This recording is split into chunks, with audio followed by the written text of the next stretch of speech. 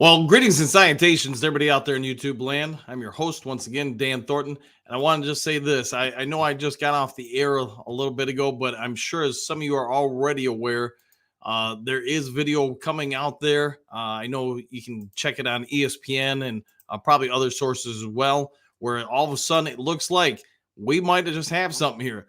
It would appear that Taylor Decker, if you see the thumbnail that I put on this video or in the back screen behind me, you can definitely see Taylor Decker going up prior to the 2-point conversion and talking to the officials about this. Yeah, it's not a good look. And anybody who wants to say that the NFL's rigged or that Jerry has paid off all the officials whenever it comes to home games in Dallas, here's your opportunity to probably jump in and say something about that, because you know what?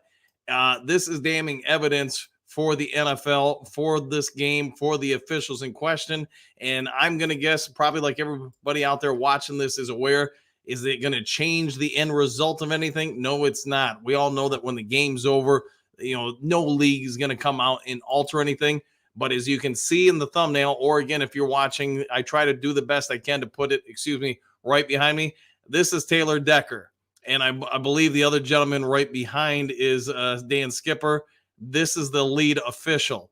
And I apologize. I had to do all this very quickly, but this is not a good look for the NFL. The fact that you've got, this is Decker. You can see Skipper right here where my hand is coming over, and I can't really tell you who the other individual is next to Decker, but this is literally just moments before they line up to run the play. Taylor Decker, you can see coming over to report, is eligible. And yeah, not a great look for the NFL. We can all say that we want to believe that all sports are ran on the up and up, that nothing is rigged. But if you're a Detroit Lions fan, the 2014 Lions playing at Dallas, Lions going in there for the game-winning score, or a securing score, I guess you would say at that point. And the pass interference flag that's picked up, Des Bryant running into the face out on the sidelines, running the face of the official without a helmet on, getting the official's face. That's not flagged for no helmet. That's not flagged for, him coming out of the field, and they pick up the flag. I mean, this is just another example. I think all Lions fans can come out and say that, yes, Jerry Jones, maybe he has something to it. Remember, before that game in 2014, the lead official, Dean Blandino, is on Jerry Jones' party bus. If we come out and find out that any of these officials somehow are in Jerry Jones' party bus or something like that, that's going to not really be a good look for the NFL. And you know what? Will it change the end of the game? No, it's not. But you want another example of Detroit Lions getting actually jobbed or hosed over? This is it. Well, you want to come out and say, the other part I kind of went into in the post-game show about this is, look at how long it takes from the end of the play until the flag hits the field. 16 seconds. I'm going to ask everybody watching this video, when's the last time you seen a flag come out 16 seconds after the play's over? I want you to go out and do your best and to be as non-biased as possible. I can tell you this.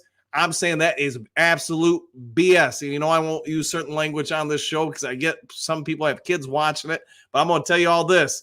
This needs to lead to some real deep dive looking into all these officials, Jerry Jones, and this game. It's not going to change anything, but heads need to roll. 16 seconds from the end of the play until a flag emerges from an official's pocket. Now, on top of that, you've got the questionable call that didn't get called on Dallas for St. Brown, clearly interfered with before this final drive and score. Thankfully, the Lions were still able to score.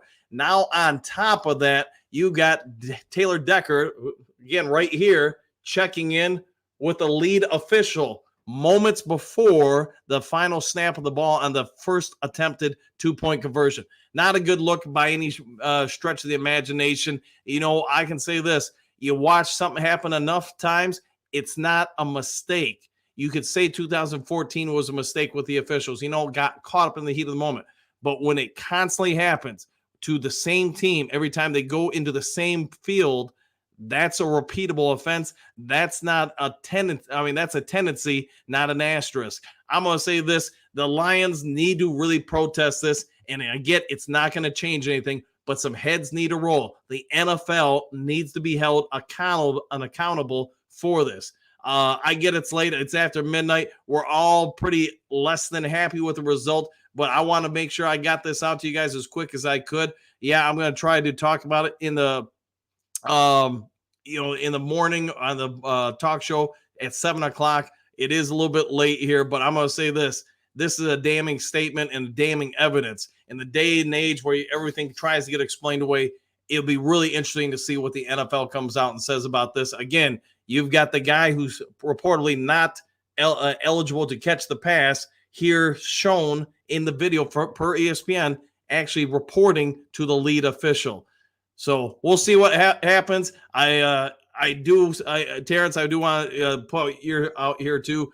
I agree with you 100%. After the first failed attempt, which, I get you got it, but then it was weighed off by the penalty, kick the extra point, move on from that point. And I did in the post-game show talk about this ad nauseum, that I think at that point, MCDC is just making calls based on being pissed off and emotional. You can't do this as a coach. You rolled the dice on the first attempt. You can say the NFL jobbed you, which I would say based on the video and the photos, yeah, you got jobbed. You got worked over. The NFL clearly wanted this thing to go to overtime. You didn't want to go that way. You rolled the dice. Who knows? Maybe MCDC already knew what the script was, and that hey, if we don't win it here, we're in trouble. So, all right, I won't keep you guys any longer. If you want to join me in the morning, 7 a.m. to roughly 8 a.m., Lions Talk Live. I'm holding back my anger at a lot of the verbiage I'd like to use in expressing myself over this. But you know what? I'm not going to do that. I'm going to try to stay as non-emotional as possible. I'm not happy. And I'm guessing everybody in the chat here is less than happy too. But I'm going to wait and talk to everybody in the morning. But yeah, this is a huge thing. The refs need to be held accountable. The NFL needs to issue a statement about it. And you know what? At that point, I would say this is that egregious where maybe you do look into replaying the last 23 seconds of that game with the Lions up. I know it'll never happen. It's wishful thinking, but you know what? That bad on the NFL for this. And you want to talk about your league's not rigged. You want everybody to believe that, hey, all the Vegas money has nothing to do with the product on the field. I'm going to say this. That's some BS in my mind at this point. The day and age of Roger Goodell saying, yeah, we're never going to get in bed with gambling and all that entities. I'm going to say that stuff like this, the more it emerges, the more you have to start wondering, is the NFL on the take? I'll see you in the morning.